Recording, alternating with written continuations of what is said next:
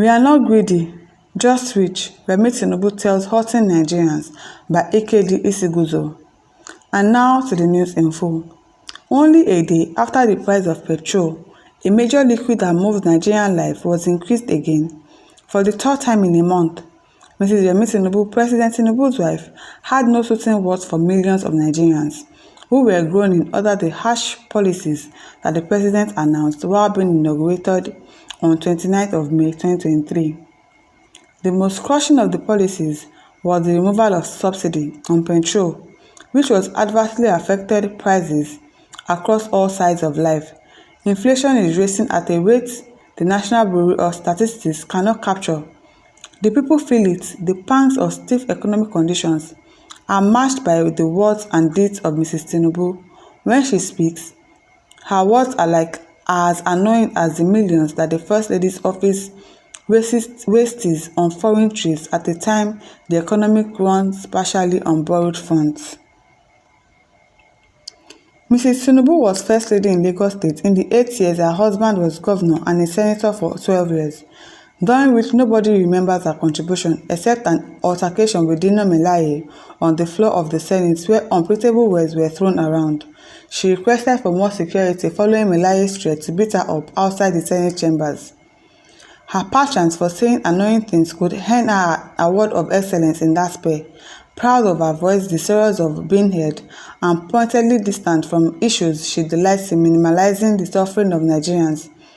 With prescriptions that erase her clear indifference to the agonies the president's policies have created in 18 months, she told us to plant our own food as food prices soared, claiming her vegetables come from her garden. Lucky her, don't mind her. Saying we should go and plant. Where are we going to plant? Where are the farms and everything? And now you say you are not greedy, you are rich. With which people's money? Is it your money? What job are you doing that is giving you money? Is it not because you are governing the states? Which money are you spending, if not people's money? If not taxpayers' money? Our insult continues thus. With your prayers, in the next 2 years, we will build a nation for the future. How are we to understand this fallen hope? Our prayers will determine what happens if we do not pray well or hard enough. Tinubu's continuous failure will be our fault. No matter how we pray, not minding our current plight, the result of our praise to the Almighty will take 2 years to materialize, that is by 2026. In case Ms. Tinubu has forgotten, by then we will be in the morass of the campaigns for Tinubu, who has done so well. His magic, strategic vision, sagacity, economic management skills, and experience garnered from his days in international organizations would rescue Nigerians from certain dooms. We will be reminded that only Tinubu could have steered Nigeria from a certain doom to an uncertain doom. More strikingly, Mrs. Tinubu has assured us that by 2026, we will build a nation for the future. Those expecting answers today or in 2 years should perish the thought. Tinubu, according to his wife, is building for the future, not for you.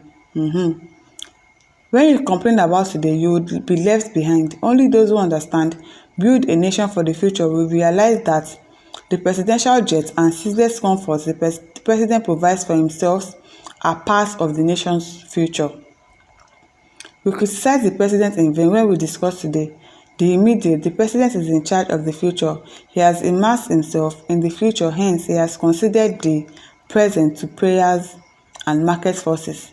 A quick reminder, the president graduated with honors in economics from Chicago State University and was on the dean's list for most of his stay in Chicago. He recalls these achievements with glee. He was the most sought-after student by international organizations that tapped into the breadth and depth of his mastery of economics, accounting, and business management. All of this Chicago economics, this thing that we don't know his friends, that he can't pinpoint one person that he went to the university with. I'm sure this person is just being sarcastic in his statements and what he's saying. Until an important speech in Ile-Ife, I consider things I have heard about Tinubu being rich as exaggerated speculations. I will not get into debates on whether he is rich or wealthy or a man of means. The First Lady could have also been hurt by the lack of public recognition of how rich she and her husband were. Jokes apart, have Nigerians studied the implications of the commonest of a rich Tinubu being president? The point should not be pushed further until the president obliges us his assets declaration form. Perhaps provoked by the insensitivity of Nigerians taking the grateful to God, which presidential family for granted the First Lady, a 1983 alumni of the then University of Ife, donated 1 billion naira to the university's development, doubtlessly another investment in the nation's future. These donations are remarkable and draw attention to the wife of the president and sources of her income. Mrs. Tinubu is not new to big donations.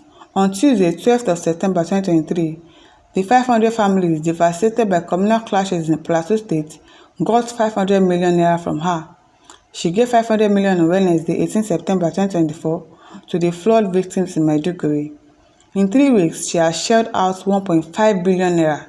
And applause is appropriate, and no applause when Zak Adelabu Adedeji, chairman of the Federal Internal Revenue Service (FIRS), tell us how much Mrs. Tinubu pays as tax.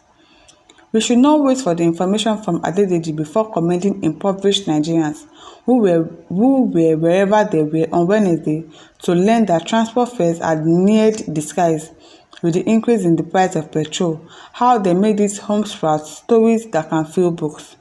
They are not rich, they are not greedy. Are they being punished for their poverty that is rooted in poor policies and government wastes? Mrs. Tinubu has answered the question with the cocksure-footedness of the president's wife. Tinubu is only after the future, a future that will be clearer from 2026. Sidestepping to the present to hasten the future is a major execution strategy. We have Mrs. Tinubu to thank for revealing that what could have been a secret for much longer. Iziguzo is a major commentator on minor issues. Mr. Iziguzo, your sarcasm is top notch. Because how can you say that somebody is rich? They are rich, they are not greedy. Where are you getting your riches from? Where did you get the money from? Anosike says you are not greedy, then what are you, useless woman, calling herself a mother to the whole nation? Samuel says, you are not greedy, but what are you? Exactly, what are you? You are not greedy, but you are rich through stealing. We agree with you, exactly. If you are not greedy, then you are getting rich by the people's money, Nigerian people's money. Because what job do you do? What business do you have? That you have 1 billion naira to donate to university, donate 500 million naira to victims of flood. When there are other pressing issues to do in the country, you are claiming that you are rich. You people are rich, you are not greedy. Okay, now we have seen you, we have heard you. Rich president's wife. Please tell your husband, with his richness that he has, with the money that he has that is his own, he should use it to fix Nigeria. Abi, why is he the president? He should fix the country. And listeners, over to you. Leave your thoughts in the comment section. Do not forget to like, to share, and to subscribe. Thank you for listening. See you some other time.